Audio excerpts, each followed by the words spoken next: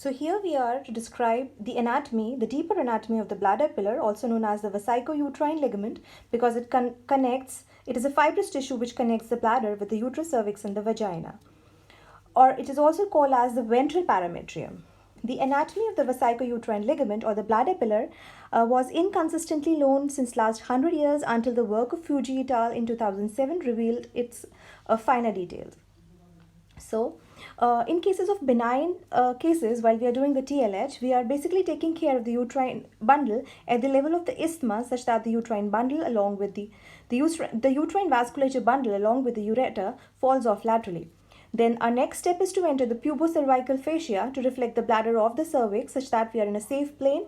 The bladder, the ureter, and the uterine stump is safe. But in cases where the pelvic anatomy is distorted, in cases of endometriosis, and while we are doing radical hysterectomy, especially the nerve sparing radical hysterectomy, we need to encounter these structures, the vascular, the neural component, the anterior leaf and the posterior leaf of the vesico-uterine ligament, which we will see sooner. And also because being a gynecologist, we should have a greater depth of whatever the structures that are coming in our way in the pelvis, be it the vascular structures, the neural structures, the facial structures, the ligaments, whatever. So this is from my notes which I made around 1.5 to 2 years back, and I think it's a good tool to explain the anatomy in greater detail.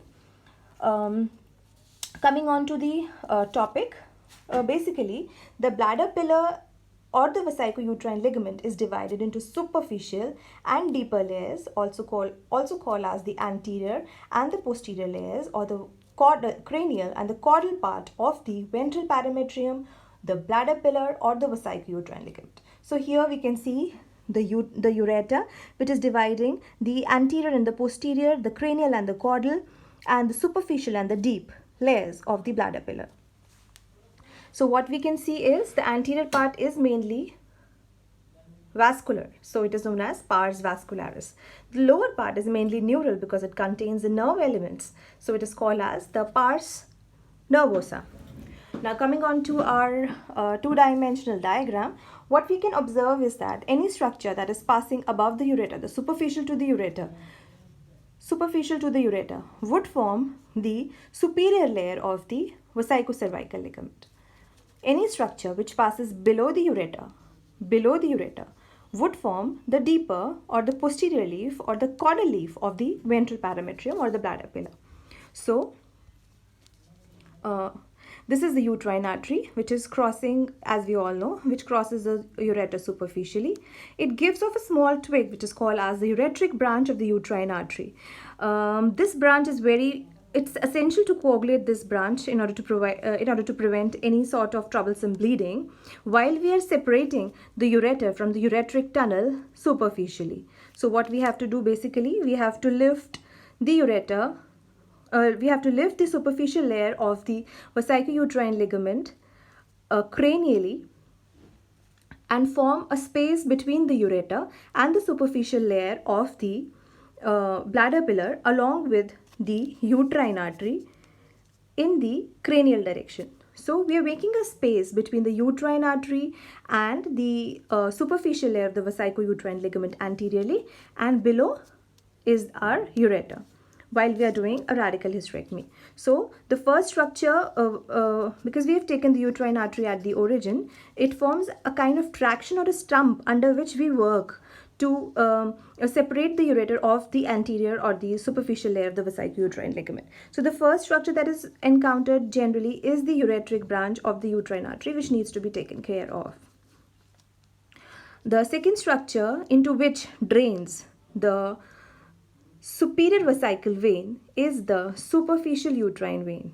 It is very important to know theoretically that superficial uterine vein, as the name suggests, it lies superficial to the ureter and it runs parallel to the uterine artery in most of the cases. Although the anatomy of the superficial uterine vein is not fixed and it may also run parallel to the ureter. The superior vesical vein drains into the superficial uterine vein, which in turn drain into either the tributaries of the internal iliac vein or directly into the internal iliac vein. As I said, the anatomy of the superficial uterine vein is not fixed, but the important point to remember is that the superficial uterine vein travels superficial to the ureter and not below it. The structure which we normally discuss, which forms the fork in between which the ureter lies, is the deep uterine vein. So the fork which forms is formed by superiorly by the uterine artery and inferiorly or in the deeper layer by the deep uterine vein. I have shown the deep uterine vein here in the superficial layer of the vesico-uterine ligament, but it is not a part of the superficial layer of the vesico-uterine ligament because it lies below the ureter. I've shown it here for descriptive purposes so that we can differentiate from the superficial uterine vein which runs superficially and the deep uterine vein which runs below the ureter, forming a fork by the uterine artery and the deep uterine vein. The next structure which we encounter is the superior vesical artery, which is a branch of the internal iliac artery, we all know. Once we are into the ureteric tunnel and we have crossed and separated the superficial leaf by around 1.5 to 2 centimeters, we encounter the cervicovesical vessels, which are tiny structures and may be a source of troublesome bleeding because unless we take care of them. We need to know that the vessels which are traversing from the cervix and the vagina towards the bladder are the cervicovesical vessels and need to be taken care of. This structure is the ascending and the descending branches of the uterine artery. Fine. So, quickly coming upon to the posterior layer or the deeper layer of the ureter, because we have separated the uterine artery at the origin, reflected it at the top, pulled it at the top and reflected it over the body of the uterus, the cervix. We have cut the superficial uterine vein and reflected it off. We have also cut the superior vesical vein along with the superficial uterine vein and we have reflected it off. We have reflected off the ureteric branch of the uterine artery. We have in fact cut it off. We cannot reflect it, it's a very tiny structure. We just cut it off, ligate it and cut it off, coagulate and cut it off. Then comes the, we coagulate the cervicovesical vessels such that the ureter is now completely free of the anterior, the superficial layer of the bladder pillar, so that we can roll it off the posterior layer and can clearly visualize the posterior layer. So the next diagram from my notes is the ureter here we can see has been rolled off completely. This is the posterior, the caudal or the deeper layer of the vesico-uterine ligament or the bladder pillar. This is a transparent view again, as we saw in the previous diagram. So what are the structures? What we can see here is the uterine artery has been reflected off. The superficial uterine vein along with the superior vesical vein has been reflected off. These are the cut ends. The cervicovesical vessels also have been reflected off. So what we can see here in the posterior, the components of the posterior layer of the bladder pillar would be, as we saw previously, the deep uterine vein. This is a deep uterine vein. Here we can see the ureter has been reflected off laterally. The ureter has been reflected off laterally. So this is a deep uterine vein which is draining into the internal iliac vein. The next structure is the inferior vesical vein or the inferior cervicovesical vein. This is the middle vesical vein. They are also called as the medial and the lateral paravesical veins. They are present in the posterior layer of the ventral parametrium and need to be taken care of. There are numerous spaces being studied, the Fuji space, the Yabuki space, which we will discuss later on, and they mainly help in performing the nerve sparing radical hysterectomy and help in preserving the bladder branch of the neural component and severing the uterine branch of the neural component, which we will see later. So the vascular elements that we saw in the posterior leaf of the bladder pillar would be the deep uterine vein, the middle and the inferior vesical veins, also called as the medial and the lateral paravesical veins. This is an inconsistent branch which is called as the cervicovesical vein. It connects the cervix with the bladder. So to separate the ureter completely of the dorsal and the lateral parts of the cervix and the vagina to form the paracolpium, in which we can directly cut these branches and form and make the vault according to the classification of the surgery that we are doing, the type of radical hysterectomy that we are doing. We need to completely separate the ureter of any attachment of the parametrium with this uterus and the surrounding structures.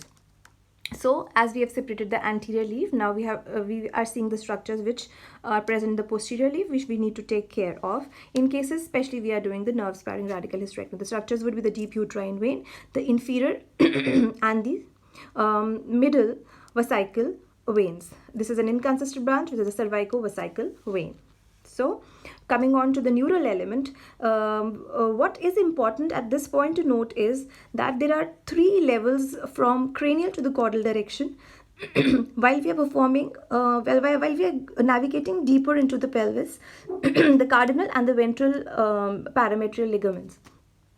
So what are the 3 structures from cranial to the caudal? The first structure at the level 1 is the uterine artery. This forms the level 1. The level 2 is formed by the deep uterine vein. So when we cut and sever the uterine artery, the next structure that we encounter in the lateral parametrium and then the ventral parametrium, because they are continuous with each other. The lateral is continuous to the ventral somewhere. So the second structure that we encounter would be the deep uterine vein, and the third structure that we encounter below dorsal caudal to the deep uterine vein is the inferior hypogastric plexus. So after seeing the neural, the vascular elements, we are coming on to the neural elements, and it is located 1, 2, 3. The level is from cranial to caudal. We are going deeper. Since it's a 2-dimensional image, we are not able to understand and hence I'm saying that we have to imagine it like a 3D structure, in which the most superficial is the uterine vein. The second structure, if we imagine a vertical line dipping down, so the first structure would be the uterine vein, the second structure would be the first structure would be the uterine artery, the second structure would be the deep uterine vein, and the third structure below it, which is most near to the pelvic floor, would be the inferior hypogastric plexus. Now what is inferior hypogastric plexus? We will describe it in detail later on, but here just for an understanding, what we should know is that inferior hypogastric plexus is confluence of the hypogastric nerve, the pelvic splanchnic nerves. This is the sympathetic component, this is the parasympathetic component, which are then later giving on branches, the ureteric branch and the bladder branch. So this is a confluence here. It forms a cross-shaped structure. Now what is being basically done in a radical hysterectomy, that this cross-shaped structure is being converted into a T-shaped structure after severing the uterine branches of the inferior hypogastric plexus. So that's it. Now if we quickly revise, what are the structures that are present above in the superficial layer of the vesico-uterine ligament and the deeper layer of the vesico-uterine ligament? The first structure that we are talking about, the pars vascularis, the uterine artery, the ureteric branch of the uterine artery, the superior vesical artery, the cervico-vesical vessels, then the superficial uterine vein. These all structures are above the ureter. The superficial uterine vein and the superior vesical vein, which drains into the superficial uterine vein. The structures below it are the deep uterine vein, the inferior vesical vein, the middle vesical vein, and the pelvic plexus. So this was an anatomy, an in-depth anatomy, just the anatomical part of what constitutes the bladder pillar, also called as the ventral parametrium or the vesico-cervical ligament. Thank you.